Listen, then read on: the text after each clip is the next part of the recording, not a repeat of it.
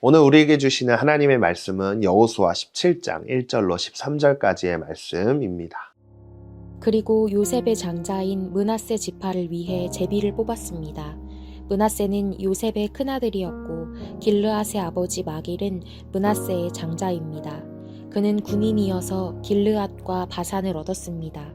므낫세 지파의 남은 자를 위해서도 그 가문별로 제비를 뽑았습니다. 그들은 아비에셀의 자손, 헬렉의 자손, 아스리엘의 자손, 세겜의 자손, 헤벨의 자손, 스미다의 자손입니다. 이것은 요셉의 아들인 므낫세의 남자 자손들을 그 가문별로 나눈 것입니다. 그러나 므낫세의 현손이며 마길의 증손이며 길르앗의 손자이며 헤벨의 아들인 슬로브핫은 아들이 없고 딸만 있었는데 그 이름은 말라, 노아, 호글라, 밀가, 디르사입니다. 그들이 제사장 엘르아살과 눈의 아들 여호수아와 지도자들에게 가서 말했습니다. 여호와께서 모세에게 명령해 우리 형제들 가운데서 우리에게도 유산을 주라고 하셨습니다.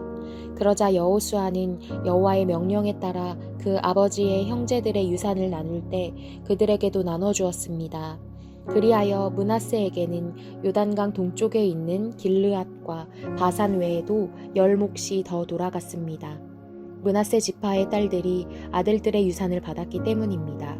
그리고 므낫세의 나머지 자손들은 길르앗 땅을 얻었습니다. 므낫세의 영토는 아셀에서부터 세겜의 동쪽인 믹므닷에 이르고 그 경계가 남쪽으로 이어져 엔답부아의 주민들에게까지 이르렀습니다. 답부아 땅은 므낫세에게 속했지만 므낫세의 경계에 있는 답부아는 에브라임 자손에게 속했습니다. 그리고 그 경계가 가나 시내까지 내려갑니다. 이 에브라임의 성들은 므낫세의 성들 가운데 있었습니다. 므낫세의 영토는 그 시내의 북쪽이고 바다에서 끝납니다. 남쪽은 에브라임의 것이고 북쪽은 므낫세의 것입니다. 바다가 경계를 형성하고 북쪽으로는 아셀과 동쪽으로는 이사갈과 맞닿아 있습니다. 므낫세는 이사갈과 아셀의 영토 안에도 소유지를 가졌습니다. 곧 베스안과 그 주변, 이블르암과 그 주변, 돌 사람과 그 주변, 엔돌 사람과 그 주변, 다아낙 사람과 그 주변, 무깃도 사람과 그 주변이며 세 번째는 언덕입니다. 그러나 므낫세 자손들은 그 성의 주민들을 쫓아낼 수 없었습니다. 가나안 사람들이 그 지역에 살려고 결심했기 때문입니다. 이스라엘 사람들이 세력이 강해졌을 때 가나안 사람들에게 강제 노역을 시켰지만 완전히 쫓아내지는 못했습니다. 네, 오늘 말씀도 잘 읽으셨죠? 함께 오늘의 문제 보도록 하겠습니다.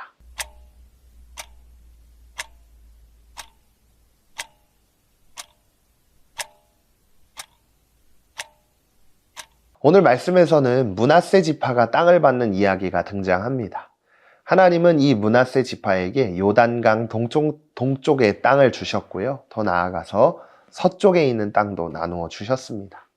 그래서 므낫세 지파에게 하나님께서는 정말 큰 은혜를 베풀어 주셨다는 것을 우리는 알 수 있습니다. 그런데요, 오늘 말씀에서 우리가 주목해서 봐야 할 사람들이 있는데요.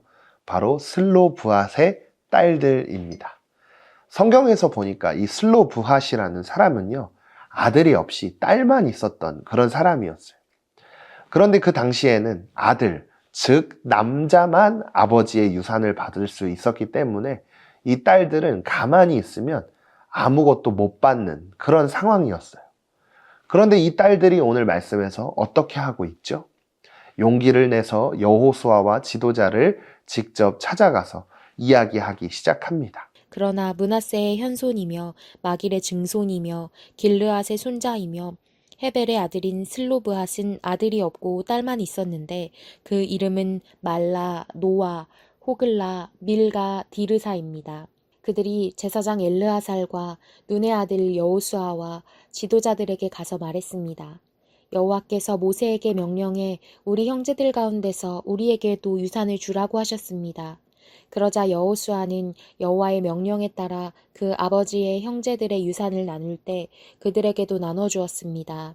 슬로브핫의 딸들은요, 하나님의 약속을 믿고 담대하게 은혜를 구했기 때문에 하나님께서 주시는 은혜를 누릴 수 있게 되었습니다. 그래서 남자들만 유산을 받을 수 있었던 게 당시의 사회적인 법이었지만 하나님께서 은혜를 베풀어 주셔서 여자들만 있었지만 법을 바꿔서 하나님은 이 슬로브앗의 딸들에게도 유산을 나누어 주셨어요. 그런데 이어서 나오는 이 므낫세 지파의 모습 한번 살펴볼까요? 하나님께서 이 므낫세 지파에게 동쪽 땅과 서쪽 땅 모두를 주셨지만 하나님의 말씀을 따라서 가나안 사람들을 완전히 쫓아내지 못한 모습을 기록하고 있는데요. 우리가 계속해서 며칠 동안 이 나눈 말씀이 좀 동일하지 않나요? 여호수아를 통해서 우리가 계속해서 봤듯이 하나님의 명령에 완전하게 순종하지 못하는 모습들을 계속해서 보게 됩니다. 하나님께서 정말 큰 땅들을 이 므낫세 지파에게 은혜로 주셨지만 하나님의 말씀대로 가나안 사람들을 완전히 쫓아내지 않았던 것은 지금 당장은 아무런 문제가 없어 보이고 괜찮아 보이니까 그대로 두었을지는 모르겠지만 이 일 또한 훗날에 아주 큰 실수였다는 것을 우리는 성경을 통해 알 수 있습니다. 어쨌든요, 하나님이 주신 은혜를 완전히 누리지 못하고 순종하지 못했기 때문에 이것을 우린 오늘 말씀의 제목처럼 빼앗긴 은혜라고 이야기할 수 있을 것 같아요. 그래서 오늘 이 말씀을 묵상하면서 우리는 슬로브앗의 딸들처럼 하나님을 믿고 담대하게 구하는 사람들만이 진짜 은혜를 얻을 수 있다는 것, 그리고 하나님의 말씀 앞에서 반쪽만 순종한다면 이미 주신 은혜조차도 잊어버릴 수 있다는 것을 알아야 합니다. 사랑하는 다니엘 소년부 여러분, 하나님께서는 항상 우리에게 좋은 것을 주시려고 하시는 분이세요. 그러나 우리가 믿음으로 구하지 않으면 받을 수 없고, 또 하나님의 말씀대로 순종하지 않는다면 그 은혜를 지켜낼 수 없다는 것을 기억해야 합니다. 오늘 말씀에서 이 슬로브앗의 딸들처럼 하나님, 저도 하나님이 주시는 은혜를 받고 싶어요 하고 구하는 삶을 살아야 하고요. 더 나아가서 그 받은 은혜를 끝까지 지키기 위해서 항상 하나님의 은혜를 기억하면서 말씀 앞에 순종하는 믿음을 가져야 합니다. 그래서 오늘 이 말씀도 마음속 깊은 곳에 새기면서 하나님이 기뻐하시는 은혜의 사람으로 세워지는 우리 모두가 되기를 소망합니다. 그래서 이 말씀을 기억하면서 함께 결단하도록 하겠습니다.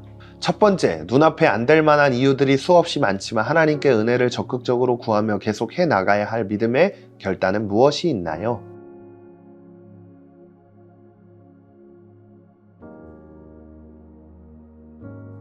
두 번째, 요즘 내 삶에 하나님보다 더 크게 보이는 문제가 있었다면 무엇인가요? 다시 하나님에 대한 믿음을 되찾게 해달라고 기도해 보세요.